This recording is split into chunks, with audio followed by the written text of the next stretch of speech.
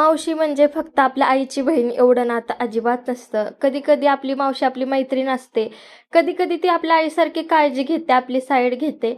तर अशाच माझ्या खास मावशीचा आज बर्थडे होता. आजचा दिवस एवढा जास्त खास होता ना, की मावशीचा बर्थडे होता आणि ती खूप छान नटलेली.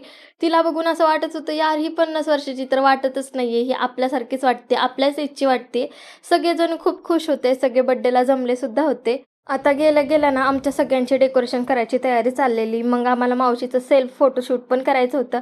सगळं छान चालू होतं आणि आम्ही बर्थडेसाठी जमलोच होतो. आता आमच्या फॅमिलीमध्ये कुणाचा जर बर्थडे असेल, तर आमच्या घरातले 3 मावश्या, माझी मम्मी आणि माझे 2 मामा असे मिळून ही 6 जण कायम एक्सायटेड असतात. आणि आज त्यातल्या एकाचा बर्थडे होता त्यामुळं बाकी सगळे खूप जास्त एक्सायटेड होते. त्यात एक मावशी आली नव्हती, पण बाकी सगळे आलेले आणि सगळे खूप खुश होते.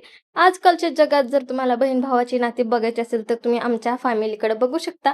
ही 6 जण एवढी खुश असतात ना एकमेकांसोबत, त्यांना अजिबात राहवत नाही. एकमेकांसाठी बनलेली माणसं म्हणजे ही. आणि या सगळ्या बहीण-भावंडांमध्ये सगळ्यात मोठी ही माझी मावशी आणि तिचा आज 50वा बर्थडे होता. त्यामुळं मग काय हा खासच दिवस होता सगळ्यांसाठी.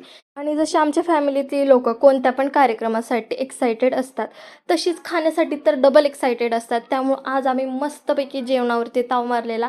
जेवण वगैरे एक नंबर होतं, म्हणजे मला तरी खूप आवडलं. आणि तुमच्या आयुष्यात पण अशीच एखादी मावशी असेल, तर तुम्ही तिला नक्कीच हा व्हिडिओ टॅग करा. बाकी आपण भेटूया उद्याच्या व्लॉगमध्ये.